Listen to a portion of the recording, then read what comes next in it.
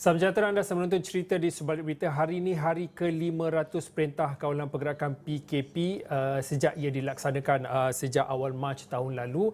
Kalau diikutkan untuk hari ini, angka positif COVID-19 yang baru, angka ataupun jumlah besarnya adalah sebanyak 16,840 kes.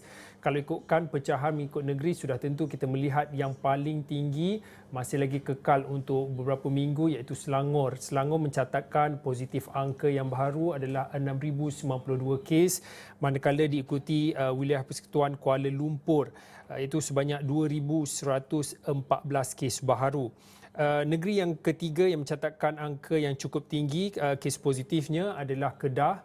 Kedah mencatatkan 1,281 kes, dan negeri lain yang mencatatkan 4 angka seperti Negeri Sembilan, 1,079 kes baru, dan juga Sabah melonjak kepada 1,066 kes baru. Negeri-negeri lain turut mencatatkan angka positif, termasuklah Perlis. Perlis hari ini mencatatkan sedikit lonjakan kalau diikutkan di negeri Perlis sahaja, iaitu hari ini mencatatkan 13 kes baru.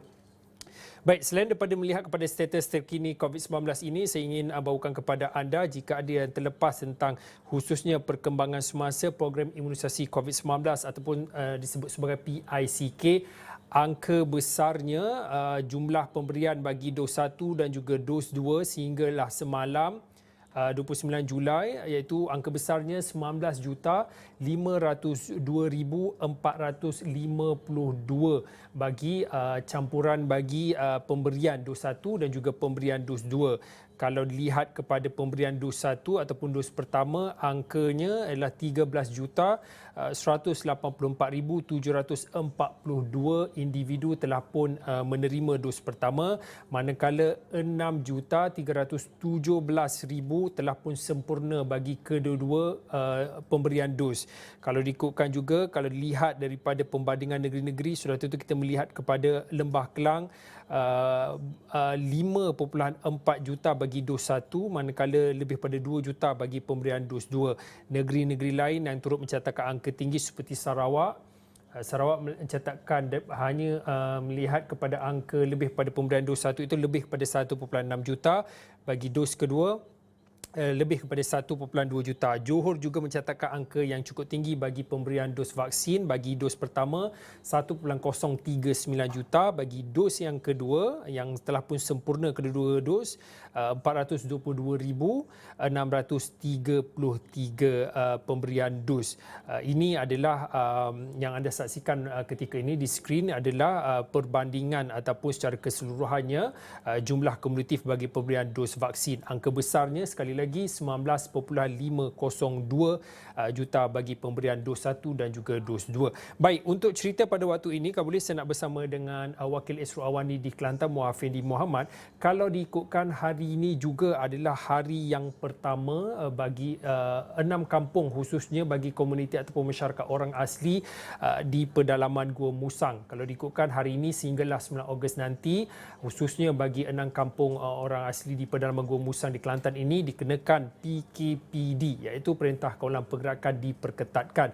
Dan kalau diikutkan, ini adalah PKPD yang pertama yang membabitkan kawasan ataupun penempatan bagi masyarakat orang asli yang dilaksanakan selepas berlaku peningkatan kes secara mendadak di kawasan berkenaan. Kalau boleh saya nak terus bersama dengan Muafindi. Muafindi, sebelum kita bercerita tentang hari pertama, kalau ada tinjauan dan juga mungkin ada cerita-cerita yang boleh diceritakan, kalau boleh dikongsikan pada waktu ini bagaimana tercetusnya jangkitan membabitkan komuniti ataupun masyarakat orang asli di 6 kampung di kawasan pedalaman di Gua Musang ni, Muafindi. Baik, terima kasih Fauzi. Sebenarnya memang benar, ini kali pertama perkampungan ataupun penempatan orang asli dikenakan Perintah Kawalan Pergerakan diperketatkan. Jika kita tahu sebelum ini masyarakat orang asli begitu fobia ataupun begitu khawatir dengan penularan wabak COVID-19 ini, bahkan sebelum ini kita pernah membawakan kisah bagaimana terdapat beberapa buah pos di pendalaman Kelantan yang melibatkan kawasan orang asli. Mereka mengadakan sekatan dan juga blokej bagi menghalang kemasukan orang luar ke kampung mereka. Itu langkah yang mereka ambil untuk mencegah penularan wabak COVID-19 di perkampungan mereka. Namun seperti yang dilaporkan bermula hari ini, 6 buah kampung di kawasan yang berdekatan dengan tanah tinggi Cameron telah dikenakan perintah kawalan pergerakan diperketatkan, yang mana kampung terlibat adalah Kampung Cekau, Jedip, Kampung Sangseng, Kampung Lojing, Sendrop dan juga Penangau. Dan apa yang dimaklumkan oleh Jabatan Kesihatan Negeri Kelantan, puncanya bermula daripada salah seorang pekerja ladang yang bekerja di ladang sayur di Cameron Highlands, yang mana membawa kluster ataupun membawa wabak itu ke penempatan orang asli. Dan apabila berlakunya kemerebatan, kesnya meningkat begitu ketara sehingga memaksa kerajaan melaksanakan perintah kawalan pergerakan diperketatkan di kawasan mereka. Jadi apa kata kita dengarkan dulu apa yang diperkatakan oleh Pengarah Kesihatan Negeri Kelantan, Datuk Dr. Zaini Hussein. Ini memandangkan bilangan kes yang terdapat di situ dan juga positivity rate yang tinggi. Jadi setakat ini kita telah mengesan dalam 19 kes yang menyebabkan COVID di kawasan tersebut. Jadi jadi sebab itulah kita harap kes ini akan dapat kita kawal secepat mungkin, insya-Allah. Ya, setakat ini ini kes yang pertama yang melibatkan penempatan asli, dan dari setelah kita mendapati bahawa punca ataupun indeks kes ini bermula daripada seorang pekerja yang bekerja di Cameron Highlands yang menularkan kes di kawasan tersebut. Muhammad Fendi, ini sebenarnya perkara ataupun insiden yang sedikit sebanyak yang membimbangkan khususnya bagi penjawat awam, khususnya bagi petugas kesihatan yang bertugas di negeri Kelantan. Saya ingat lagi beberapa bulan lepas apabila Muhammad Fendi pernah berkongsi kebimbangan yang paling digusarkan oleh mereka adalah bila mana ada jangkitan membabitkan komuniti ini. Dan sebab itulah program imunisasi ataupun program vaksin ini digerakkan ataupun dipercepatkan lagi program outreach-nya untuk bagi memastikan masyarakat ataupun komuniti orang asli ini dapat setidak-tidaknya pemahaman yang cukup baik berkaitan dengan apa yang berlaku dan apa yang mereka boleh faham berkaitan dengan jangkitan COVID-19. Mungkin pada waktu ini, Muhammad ini mungkin boleh kongsikan daripada insiden jangkitan yang telah pun merebak ke 6 kampung ini, sejauh mana kesedaran khususnya bagi penduduk dan juga orang ramai masyarakat orang asli ini sedar berkaitan dengan bahayanya jangkitan COVID-19, apatah lagi kita bercakap tentang wujudnya varian-varian baharu termasuklah varian Delta yang cepat merebak, termasuklah boleh merebak melalui udara. Mungkin boleh dikongsikan tahap kesedaran mungkin sudah sikit sebanyak sudah pun berubah membabitkan masyarakat orang asli ini, Muhammad Fendi?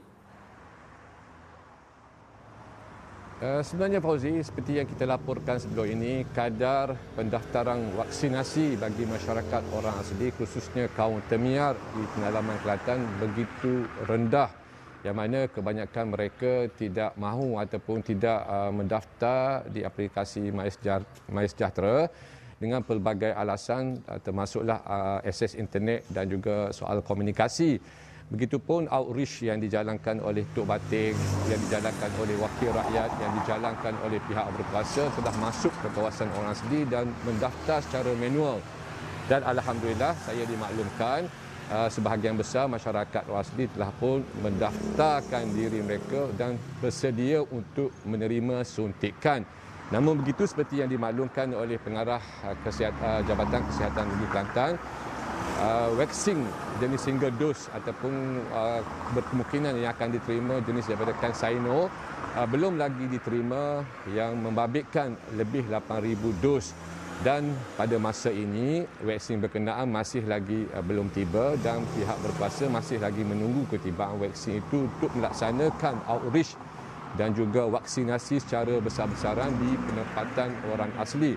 Dan untuk makluman, apabila berlakunya kes penularan kes yang begitu tinggi dan cepat di kawasan kampung berkenaan, mungkin memberi satu peringatan dan kesedaran kepada masyarakat orang asli bahawa mereka perlu nak ataupun tidak, mereka perlu mendapatkan vaksin. Mereka perlu mendapatkan suntikan kerana kita tahu sebahagian masyarakat orang asli ini mereka bukannya dari golongan seperti kita, mereka sebenarnya rendah imunisasi diri, mereka memerlukan perlindungan diri. Dan kita tahu sebelum ini ada kisah, ada laporan yang menyatakan sebahagian masyarakat orang asli khususnya kaum batik di Kuala Kuh terpaksa lari ke hutan, bersembunyi di dalam hutan kerana takutkan wabak COVID ini. Jadi usaha ataupun outreach yang dijalankan oleh pihak berkuasa termasuk wakil rakyat, tok batin kawasan, ketua masyarakat kawasan berkenaan telah masuk ke kawasan penempatan mereka dan meyakinkan masyarakat orang asli mereka perlu untuk mendapatkan suntikan vaksin ini. Dan saya juga dimaklumkan bagi program outreach ataupun suntikan secara besar-besaran membabitkan masyarakat orang asli ini, Jabatan Kesihatan Negeri Kelantan telah mendapat kerjasama yang baik daripada unit udara Jabatan Bomba dan Penyelamat Malaysia Kelantan. Kita tahu sekarang ini musim orang kata Ogos, tidak lama lagi menjelangnya September, dan kebiasaannya edah untuk menjelangnya Tengkujuh sudah hampir tiba. Dan apabila keadaan cuaca yang pada ketika ini setiap hari hujan berlaku di beberapa tempat di Kelantan ini, akses untuk masuk ke kawasan orang asli sudah pasti sukar. Dan kalau nak digambarkan, kalau kita menggunakan pacuan 4 roda untuk masuk ke sesuatu pos, sudah pasti mengambil masa lebih daripada 6 ataupun 7 jam untuk sampai ke satu-satu destinasi. Apatah lagi jika berlakunya hujan, jalan tidak boleh dilalui, sudah pasti akan membantutkan ataupun merencatkan vaksinasi orang asli ini. Untuk itu, Jabatan Bomba melalui unit udaranya telah menghulurkan bantuan dan juga bersedia untuk menggerakkan, saya dimaklumkan 2 buah heli akan digerakkan ke penempatan orang asli ini bagi membawa pasukan petugas, bagi membawa kumpulan kesihatan ini untuk melakukan vaksinasi secara besar-besaran ke atas masyarakat orang asli. Begitupun pada masa ini, Fauzi, kita masih lagi menunggu vaksin single dose yang dijangka tiba, katanya mungkin dalam awal Ogos ataupun pertengahan Ogos, yang diperuntukkan 8,000 single dose ini, dan jika sampainya dos single dose itu, sudah pasti outreach ataupun program imunisasi secara besar-besaran dapat digerakkan. Dan saya juga dimaklumkan berkemungkinan vaksinasi ke atas sebahagian hampir 10,000 masyarakat orang asli ini dapat dilakukan dalam tempoh mungkin seminggu ataupun kurang daripada itu, kerana sebahagian besar petugas kesihatan dan juga mereka yang terlibat untuk melaksanakan outreach ini telah bersedia dengan peralatan, bersedia dengan pengakutan, bersedia dengan kaki tangannya bagi menjayakan program di kawasan penempatan orang asli ini, Fauzi. Muar Fendi, kita ada lebih kurang dalam 2-3 minit yang akhir ini. Selain kita melihat kepada ujian saringan, testing ataupun kita juga tadi pun dikongsikan berkaitan dengan perkembangan semasa program outreach, membabitkan perkembangan program vaksin ataupun PICK khususnya di negeri Kelantan. Bila tadi pun dikongsikan, bila ada PKPD ini ada sekatan yang dilaksanakan, yang dikuatkuasakan, sudah tentu perjalanan ataupun laluan masuk itu disekat.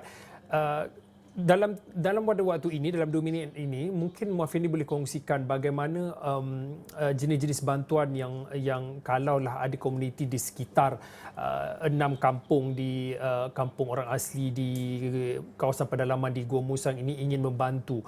Kita selalu, baru-baru ini kita selalu bercakap dan juga menyentuh tentang penyaluran bantuan seperti program bakul makanan. Sudah tentu bila ada PKPD dilaksanakan khususnya di 6 kampung orang asli di pedalaman ini, mata pencarian mereka juga terputus. 2 minggu tidak dapat keluar untuk mencari rezeki. Sudah tentu kita melihat kepada bagaimana dan apa cara yang boleh dibantu khususnya membabitkan masyarakat orang asli di 6 kampung yang dilaksanakan PKPD ini.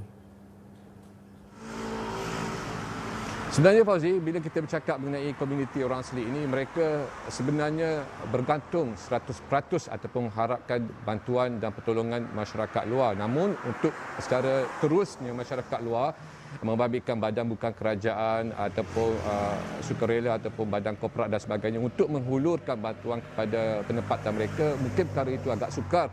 kerana ada prosedur tertentu yang ditetapkan oleh pihak berkuasa termasuk juga Jabatan Kesihatan. Untuk itu, Jabatan Kemajuan Hal Ehwal Orang Asli merupakan agensi yang bertanggungjawab dan memainkan peranan penting antara medium penyampaian bantuan makanan dan juga keperluan kepada masyarakat orang asli ini. Kerana Jaguar sahaja yang memahami selok-belok dan juga lengguk bahasa mereka, Jaguar sahaja yang memahami bagaimana keadaan mereka. Untuk itu, apa jua bentuk bantuan makanan dan juga keperluan perlulah disalurkan melalui Jaguar. Dan pada masa yang sama juga, wakil rakyat setempat, khususnya wakil rakyat yang berada di Gua Musang ini, mereka juga memahami situasi yang dihadapi oleh masyarakat orang asli ini.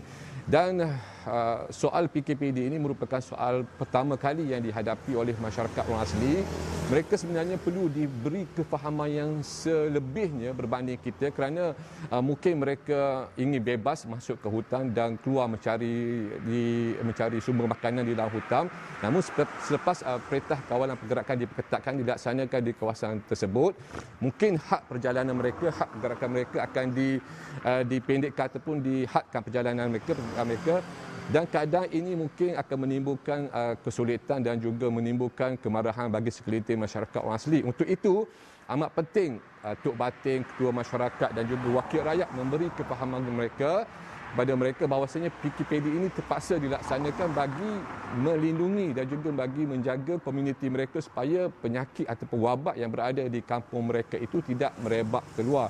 Dan dalam keadaan ini, saya kira bukan sahaja Jabatan Kesihatan, Majlis Kehormatan Negara, bahkan penduduk setempat termasuklah wakil rakyat, pihak berkuasa tempatan akan sentiasa memperlukan bantuan dan memberikan perhatian yang khusus kepada masyarakat orang asli di kawasan terlibat supaya mereka betul-betul memahami dan juga mengikuti setiap SOP yang ditetapkan sepanjang Perintah Kawalan Pergerakan diperketatkan dilaksanakan itu.